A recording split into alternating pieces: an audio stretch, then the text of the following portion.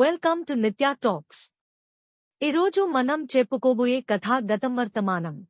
కుటుంబ మద్దతు మరియు రహస్య భద్రత. రఘు తన ప్రయాణంలో అత్యంత కీలక దశకు చేరుకున్నాడు.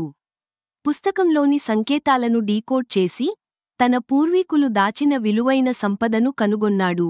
కాని ఇది కేవలం ఒక నిధి మాత్రమే కాదు, ఇది తరతరాలుగా దాచిన ఒక చారిత్రక వారసత్వం. అయితే ఇప్పటివరకు కుటుంబ సభ్యుల నుండి వచ్చిన విభేదాలు, అవిశ్వాసం, అడ్డంకులు అతని ప్రయాణాన్ని మరింత క్లిష్టతరం చేశాయి. అయితే చివరికి ఈ ప్రయాణంలో అతనికి కుటుంబ మద్దతు అవసరమని గ్రహించాడు. కుటుంబ కలహాల పరిష్కారం. రఘు తన తండ్రిని, ఇతర బంధువులను ఒకచోటికి పిలిచి జరిగిన విషయాలను స్పష్టంగా వివరించాలని నిర్ణయించుకున్నాడు.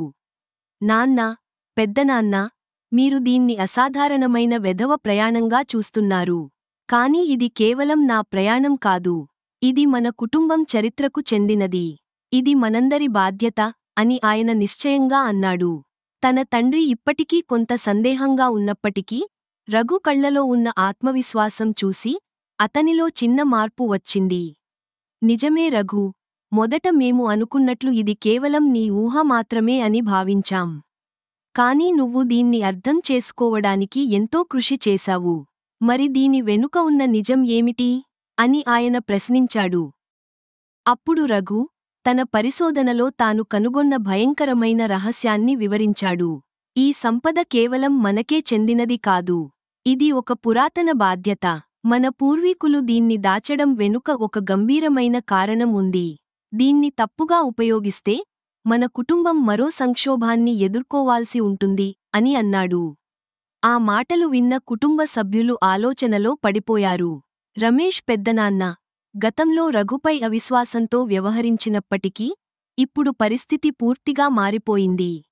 మరి మనం దీన్ని ఎలా రక్షించాలి అని ఆయన ప్రశ్నించాడు.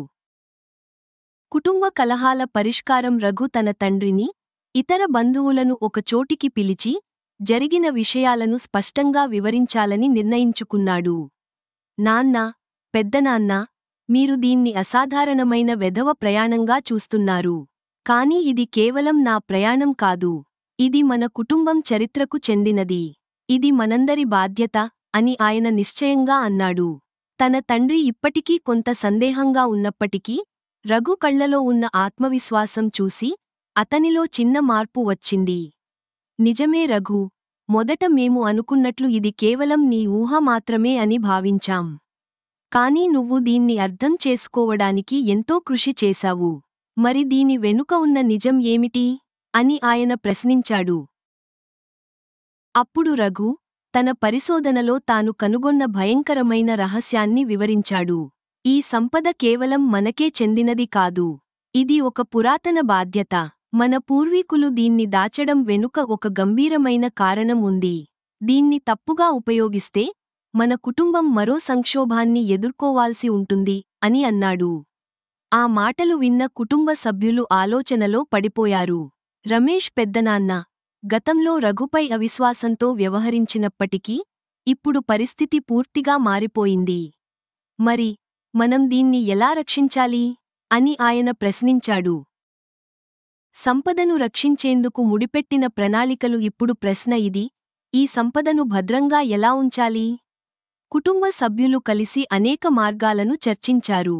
ఇది ప్రభుత్వానికి అప్పగించాలా, ఒక గుహలో దాచాలా, లేక ఒక గూఢంగా ఉంచి తరతరాలకు అందించాలా? మనం దీన్ని ఎక్కడ దాచినా, ఎవరికైనా దీని ఉనికి తెలిస్తే మన కుటుంబం మళ్లీ ప్రమాదంలో పడుతుంది అని రఘు అన్నాడు. అందువల్ల ఇది గోప్యంగా ఉండేలా, కానీ అవసరమైనప్పుడు కుటుంబ వారసుల కోసం అందుబాటులో ఉండేలా ఒక ప్రణాళిక రూపొందించారు. మన పెద్దలు దీన్ని లిపి రూపంలో దాచారు. మనం కూడా అలానే చేయాలి. కాని మరింత ముందుచూపుతో ప్రణాళికలు సిద్ధం చేయాలి అని రఘు అన్నాడు.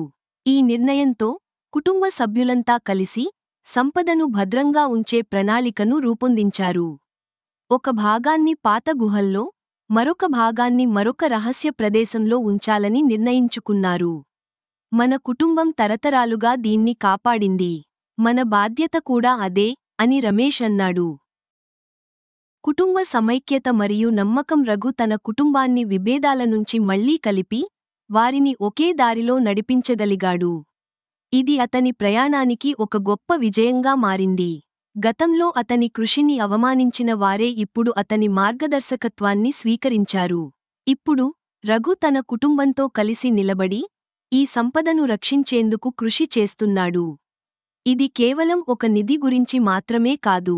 ఇది వారసత్వాన్ని నిలబెట్టడానికి, కుటుంబ చరిత్రను కాపాడడానికి సంబంధించినది. ఈ విధంగా రఘు తన ప్రయాణంలో ఒక ముఖ్యమైన ఘట్టాన్ని ముగించాడు. అతని ప్రయాణం ఇంకా పూర్తి కాలేదేమో, కానీ అతని ప్రధాన లక్ష్యం పూర్తయింది. అతను తన కుటుంబాన్ని మళ్లీ కలిపి వారిని ఒకే దారిలో నడిపించాడు. ఈ సంపదను ఎలా భద్రంగా ఉంచాలో నిర్ణయించుకున్నాడు. ఇప్పుడు అతని ముందున్న బాధ్యత పెద్దది. ఈ నిధి భద్రంగా ఉండాలని చూసుకోవడమే కాదు, దాని విలువను అర్థం చేసుకునేలా తన భవిష్యత్ తరానికి తెలియజేయడం కూడా అతని పని. రఘు ఇప్పుడు నిశ్చయంగా ముందుకు సాగాడు. అతని తండ్రి, అతని పెద్దనాన్న, అతని మిగిలిన కుటుంబ సభ్యులంతా కలిసి ఈ సంపదను రక్షించడానికి సిద్ధమయ్యారు.